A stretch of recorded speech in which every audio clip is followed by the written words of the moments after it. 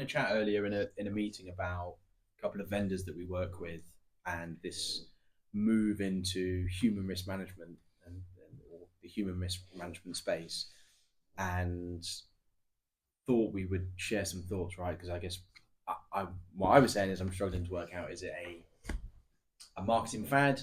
Is it going to be meaningful for customers? And so, just as a quick kind of potted history of where we've got to today, is that a couple of vendors we worked for a little while, so Tessian going back a while back, and Egress more recently, have been talking about managing the risk of human error for quite some time, and I suppose Mimecast as well with their awareness training stuff. I think what we're starting to see is this convergence of traditional kind of awareness training platforms and email security vendors to be able to look at who are risky humans outside of the inbox and how can they secure them in the inbox. So we've seen Egress be acquired by KnowBe4, and that deal's set to be announced kind of imminently, subject to reviews. And we've seen Mimecast acquire Elevate Security, who talk about this very eloquently. Proofpoint have acquired Tessian. We've also seen the emergence of vendors like Culture AI that look at awareness training as a real-time thing across multiple platforms based on a user's behavior. Jace, I don't know, I think you've got some thoughts on it. What do you think on... So we were talking about, taking that a little bit further, we were talking about whether it's a fad in a way. Is this something that is just generated as a fad, or are they actually intrinsically linked? Is this something where you've got security tools and all of those things that you've built around the user, but engaging the user to use the tools and look for issues? Does it, is it something to help? And is that something moving forward where that's got to be the way it is? Or is it something that, as Stephen said, potentially could be a fad? Will it last? How will it develop? That sort of thing. But you had a stat as well, didn't you? You said 88%? So 88% of breaches start with a human error. So the obvious answer to that then is it's not a fad. Is it something where it's a target, call it a target vector? And so do we have to be securing the users as much as we are securing the technology? So is that the way it's developing? But awareness training isn't a new thing. No, it's not at all. And there's still, based on the stats, a real issue.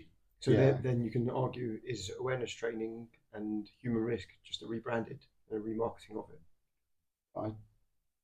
I think it kind of is, and I think there's a bit where at the moment, I don't know that it's a fad, but you've got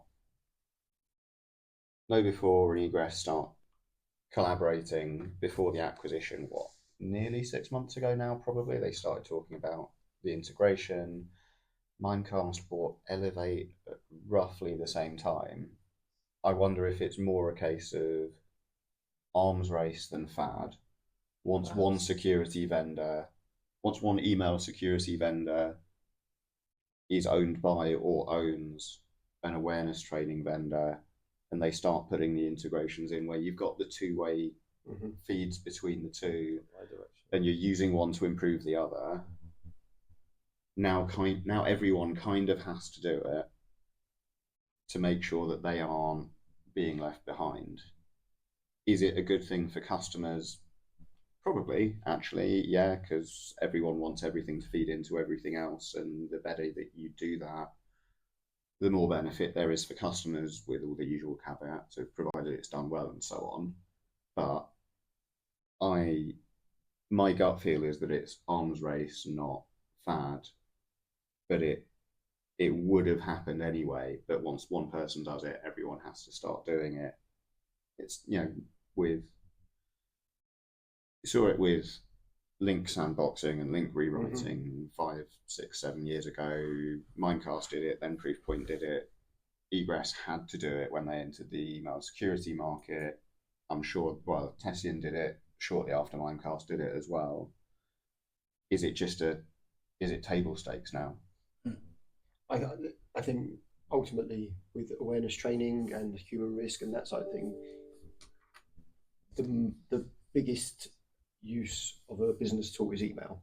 Therefore, the email vendors have to own or be owned by a platform in the human risk awareness training side.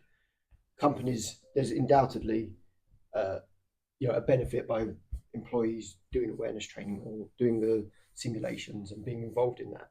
But is there also a case of their insurance premiums are coming down because they're checking the box that they've got a platform? And this needs to come from the top down, and it becomes noise. Awareness training platforms have become noise to employees. How many are doing them? How many are not doing them? How many are passing? How many are having to repeat modules because they're failing? So having this rebranding and a development of the platforms into this human risk side, such as Know Before, Culture AI, and so on and so forth, is going to push them to the next phase. But is that being driven by the businesses because they're trying to reduce the risk? Is it being driven by insurance companies because they're trying to reduce premiums or increase premiums, depending on what you've got and how you've got it? So there's a whole other side to this. It's interesting. No, I was going to say, Ben said something, might even have been earlier today, that actually everything is used to be called awareness training and now it's called human risk management. Mm. And that is a much better way to market it from the top down than, awareness training, we have to have a tick box for this. Well, yeah, sure, we do training where everyone sits in a room every 6 months. Yeah. Human risk management, if you stick risk management in front of it, somebody goes, oh, that sounds like a thing I should care about. Yeah. Point. So you've just said in a minute ago, awareness training was delivered to everybody. And I think it has been very much like a catch-all scenario. Everyone largely gets the same thing. We kind of hear from some people where they have like factory workers, they might get a different set of videos to office workers. But it often hasn't been that customized or bespoke. Yeah. We saw SoSafe starting to talk about how a user could fill out a kind of a short onboarding form and it would determine what, they would get asked things like, are you a home worker? Do you have a company device? Do you travel? And they could then tailor the stream of learning based on that.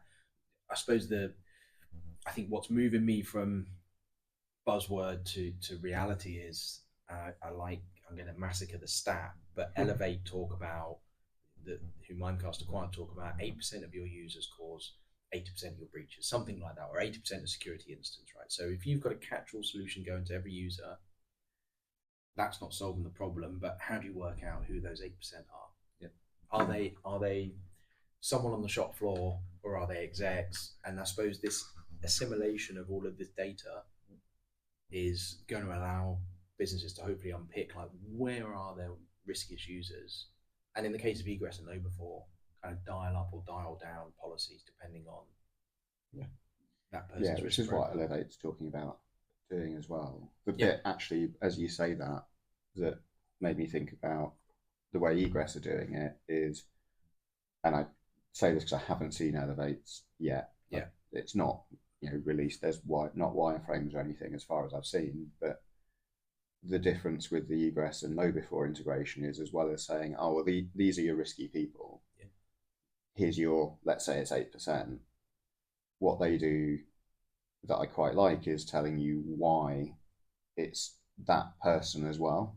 So you can do something about it, because knowing who the 8% are is fine, but they might be the risky 8% because